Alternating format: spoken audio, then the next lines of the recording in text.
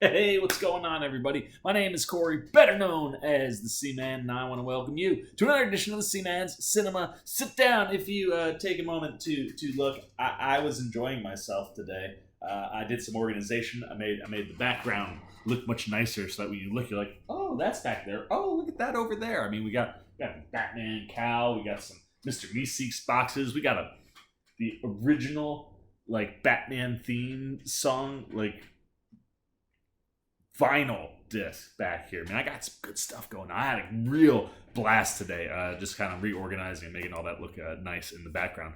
And speaking of having a blast, I had a blast last night watching this movie. Ooh, that's what we call a transition. So why don't you pull up a chair, take a seat. We're getting ready to dive in spoiler-free into Netflix's Enola Holmes. Dude, I tell you, I was excited about this movie when the trailer came out. Because I didn't realize it until I was watching the trailer.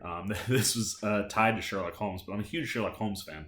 And I was unaware of the Enola Holmes series of books that I believe they pulled from. I haven't read the books, so if you have read the books and you've seen the movie, let me know what you thought. What elements or things were kind of like pulled in from the books to the movie. But, for a movie, anything that has to do with Sherlock Holmes, I'm always in.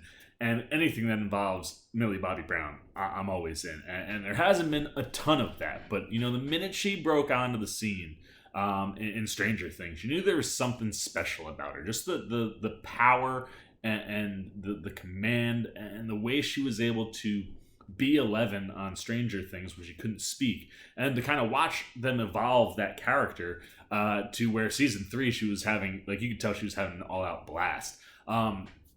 It just felt like the ceiling for Millie Bobby Brown was really, really high. And Godzilla was something I was really excited about, and they didn't really do very much with her character. That is not the case with Enola Holmes. They just took all the chains off, man, and let her just, like, she had, the world was her oyster in this movie, man. She has an absolute blast, and she shows you why she is going to be a superstar in Hollywood. She is absolutely phenomenal in this movie. Super charismatic, funny. I love the breaking of the third wall and the way that they utilize it in the film and the way that it's executed by Millie Bobby Brown. And like, she really genuinely makes you believe that she is a Holmes. Like, she is an awesome little detective. And watching her kind of have this whole transition and conversation within the story about kind of becoming a woman and seeing how she grows up in the movie as she, kind of she's out of her depths to some degree. There's a lot of stuff with her and her mom who goes missing. And her mom, of course, is played by Helena Bonham Carter. And, but in the time period of the 16 years that she was raised by her mom before her mom goes missing, she taught Enola a lot of things without having actual practice in the real world. And that's kind of what this, story and adventure is. It's the first time Enola's kind of out doing the things that she was taught and has been practicing for all these years. And watching her fumble and, gain, her momentum back and kind of get herself back upright and figure it out. Like, she's really, really good at it. Like, you watch her struggle at times, man. She makes some mistakes, but is able to rebound from them and continue to use her smarts and her knowledge and the things that her mom taught her while she was growing up in real time to get in and out of situations. And watching Millie Bobby Brown do all that stuff is the reason this movie is so fantastic. I mean, she is, I guess, like, Stranger Things is her breakout, but like, from a film perspective, this is that breakout movie, man, where like, you go, yeah, this girl is everything we wanted and more. She's absolutely phenomenal.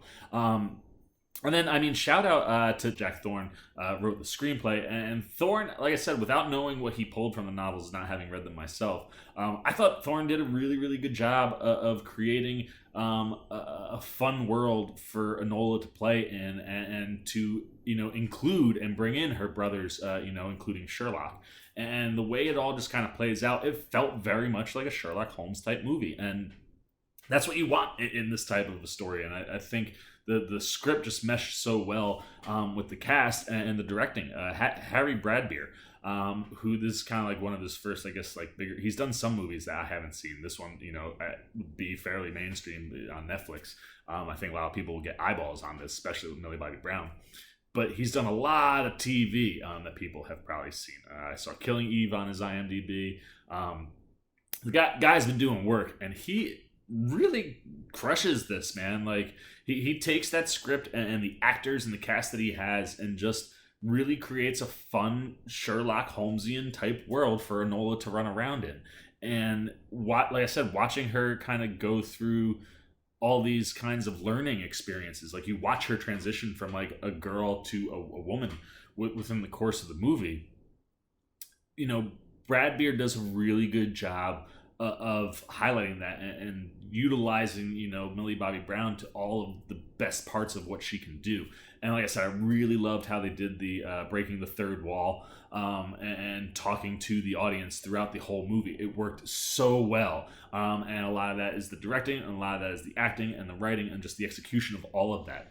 And it's a really well put together movie. Like, for a guy I haven't really seen do anything in the movie world, Brad Beard does a really good job, man. Like, he makes you feel like this is a Sherlock Holmes movie without ripping off any of the Sherlock Holmes things we've seen in other places.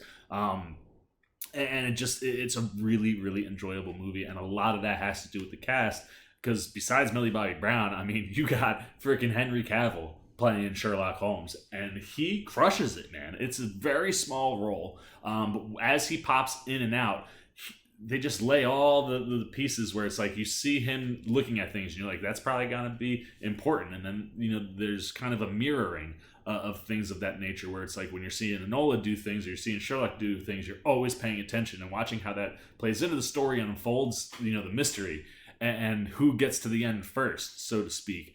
It's a lot of fun, and it's kind of like a cat and mouse game that's going on with Sherlock and Enola that they don't even necessarily realize is always happening. And watching them kind of go on their own paths leading to, certain outcomes, like that stuff is just executed really, really well. And I liked watching Cavill and Brown on screen. Like, they really complement each other. They feel like brother and sister. And it's because Cavill crushes the Sherlock Holmes stuff. Like, the thing I think that makes Cavill so good is that he can walk that line between like good guy, bad guy type stuff. Like, he can go to those darker places, and Sherlock isn't, the nicest guy. Sherlock can be kind of a dick. And, having the softer and the brotherly moments that he has with Enola in the movie work perfectly, but you also have that like can I trust you from Enola's perspective?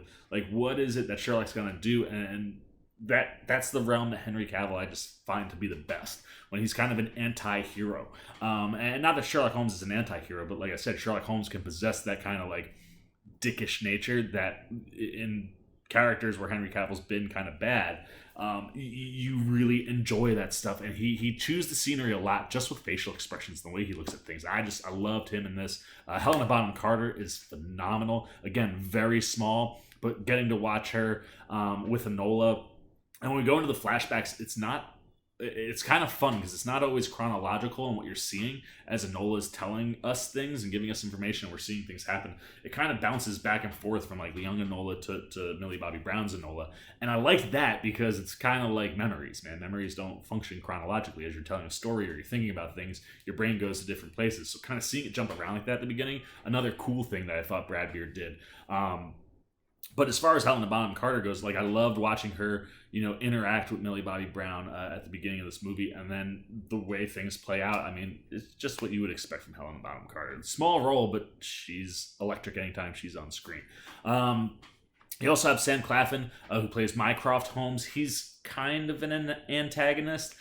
He has a very specific viewpoint, and it's very old school, and it kind of plays into the movie in ways that, it makes him sort of the antagonist at times.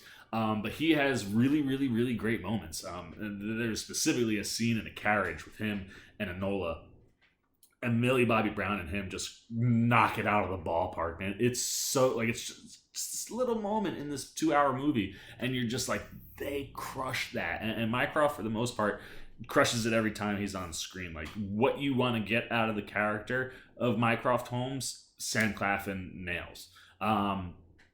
And then you also have Lewis Partridge, who plays Tewksbury.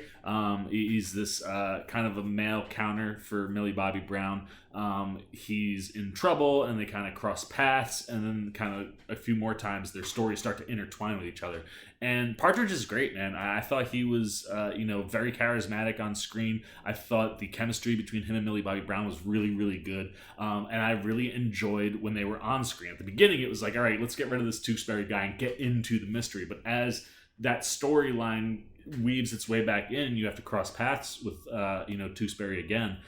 I thought Partridge was really, really good, where now I was like, oh, now I'm in. Like, bring Tewksbury around. I'm really enjoying what they were doing, on screen. And like I said, their chemistry really worked quite well. And the one other person that I would point, two other people.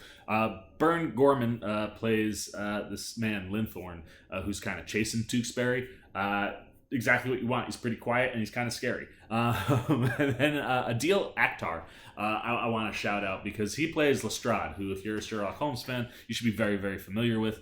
And his take on Lestrade was spot on, man. Like, I really enjoyed it. It's like you're looking at this younger version of Sherlock pre, Watson, and seeing a younger version of Lestrade. I just thought that worked, and he got what Lestrade should have been, and that popped for me on screen. So, I mean, everybody that comes in and out of this movie is pretty fantastic. A bunch of the Tewksbury family and whatnot. It's just the whole cast came to play, and they have a really good time. And when you have a solid script and a really good leading cast, I just thought this movie worked more than it didn't, and it really mostly rests on the shoulders of Millie Bobby Brown, who just shows you why we were all excited when she broke out in Stranger Things. And you're like, oh man, I can't wait to watch this girl's career. Thought Godzilla was going to be that, and there are elements of the Godzilla performance that I'm like, yes, you see some of that growth and things, but this movie showcases everything she can do, and it is just so much fun to watch. I'm such a huge Millie Bobby Brown fan. So there you go, man. Those are all the Seaman's non-spoiler thoughts on Enola Holmes. If you're a Sherlock Holmes fan, you should enjoy this movie. And if you read the Enola Holmes books, like I said, let me know how the movie fares in comparison. Does it hold up to the types of things that they did in the books? Did it pull or reference any specific stories from the books? Like I said, I haven't read them, but definitely let me know what you thought of the books and what you thought of the movie, and what you were digging and not digging, what worked and didn't. Was Millie Bobby Brown everything that I think she is? We all hope she is, and just wherever you're thinking anything about Enola Holmes, put it down in the comments section down below. Look forward to talking to you down there. As always, if you enjoyed this video, please give me a thumbs up. And if you're new, you want to come hang out with me and all the other C-Maniacs as we talk movies, TV, trailers, jump over there, show a little love and support, and join the C-Maniacs by hitting that subscribe button. Hit that little bell if you want those alerts. And until next time, for the C-Man's Cinema Sit Down, I've been the C-Man. I'm signing off. Peace. Well, you guys are still here. You must be looking for some more content. Well, don't worry. C-Man's got you covered, man. You got videos like this guy and this guy. And if you haven't yet, and you want to come check out all the C-Man goodies, join the Cinema Sit Down squad, man. Hit that subscribe button. And don't forget to hit the little bell down below that, too, so you can get alerts every time I make new videos.